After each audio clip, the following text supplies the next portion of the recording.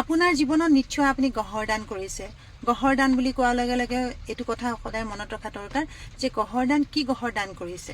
Astrology জ্যোতিষশাস্ত্ৰ দেখাই পেলাই বা আপুনি কনকৰ ওচৰত গৈ যেতিয়া আপুনি কিবা দান কৰিব, আপোনাক কৈছে যে শনি বেয়া শনি দান কৰিছে, ৰাহু বেয়া ৰাহু দান কৰিছে, বা কেতু বেয়া কেতু দান কৰিছে, বা অন্য গ্ৰহৰ দান কৰিছে। কিন্তু দান কৰাৰ পিছত তাৰ ফল ধৰিছেনে, এই কথাটো কেতিয়াবা লক্ষ্য কৰিছেনে? যদি ফল ধৰিছে তেতিয়াহ'লে খুবেই ভাল কথা।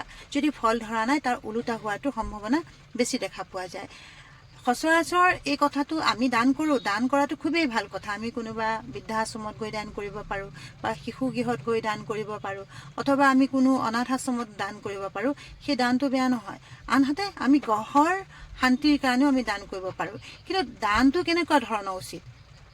এটা দান যেতিয়া আপুনি কৰিব, সেই দানটো যদি সঁচাকৈ সেই গ্ৰহটো আপোনাৰ কাৰণে নিচ হৈ আছে, বা আপোনাৰ জীৱনত সেই গ্ৰহটোৱে বা সেই গ্ৰহৰ প্ৰভাৱে আপোনাৰ জীৱনটোক অনিষ্ট কৰিছে, তেতিয়াহ'লে সেই গ্ৰহৰ দানৰ যোগেদি আপোনাৰ সেই গ্ৰহটো নিউট্ৰেল হ'ব।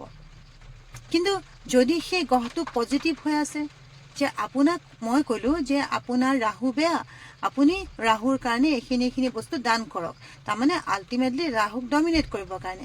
কিন্তু যদি ৰাহু বেয়া নহয়, ৰাহুৰ পজিটিভ এনাৰ্জি আছে আপোনাৰ জীৱনত বা আপোনাৰ জন্মকুষ্ঠিত, তেতিয়াহ'লে ৰাহু ক'ৰবাত নহয় ক'ৰবাত নিগেটিভ হৈ যায়।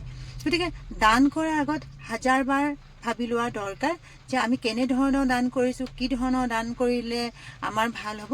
তাৰ লগে লগে আন এটা কথা আছে যে আমি আজিকালি ইনষ্টাগ্ৰামে হওক বা ইউটিউবতে হওক বা ফেচবুকতে হওক, আমি অনলাইনৰ যোগেদি আমি বহু কথা গম পাওঁ যে আমাৰ ঘৰত এইটো ধৰণৰ বস্তু ৰাখিলে ধন ঐশ্বৰ্য বিবুদ্ধি বা অন্য বস্তু ৰিলেশ্যন ভাল হ'ব। কেতিয়াবা কি হয়, আমাৰ ঘৰত সেই বস্তুটো, আমাৰ যি এনাৰ্জি, আমাৰ ঘৰৰ যি চাৰিকোণা, আমাৰ সেই বস্তুটোক, যিখিনি বস্তু আপুনি আনিছে বা মই কিনি আনিছোঁ, সেই বস্তুটোৱে সেই এনাৰ্জিটোক ধৰি ৰাখিব পৰা নাই। যদি ধৰি ৰাখিব পৰা নাই, তেতিয়াহ'লে তাৰ বেয়া এফেক্ট পৰে, তাৰ উল্টা এফেক্ট হোৱাৰ সম্ভাৱনা বেছি থাকে। গতিকে বন্ধুসকল, এটা কথা মন কৰিব যে আপোনাৰ ঘৰত যেতিয়া আপুনি কিবা এটা বস্তু, ৰেমেডিয়েল বস্তু এটা আপোনাৰ ঘৰত ৰাখিছে, বা আপুনি ৰেমেডি এটা কৰিছে, দান কৰিছে, হাজাৰবাৰ ভাবিব যে দানটো কিয় কৰা গৈছে।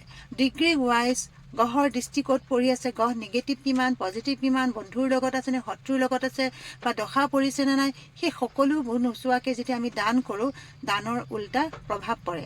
আপুনি দান যদি আপুনি দিবই বিচাৰে, তেতিয়াহ'লে কোনোবা গৌশালাত গৈ, য'ত গৰু লালন পালন কৰা হয়, তেনে জেগাত গৈ আপুনি দান কৰক, তাৰ পৰা সুফল পাব।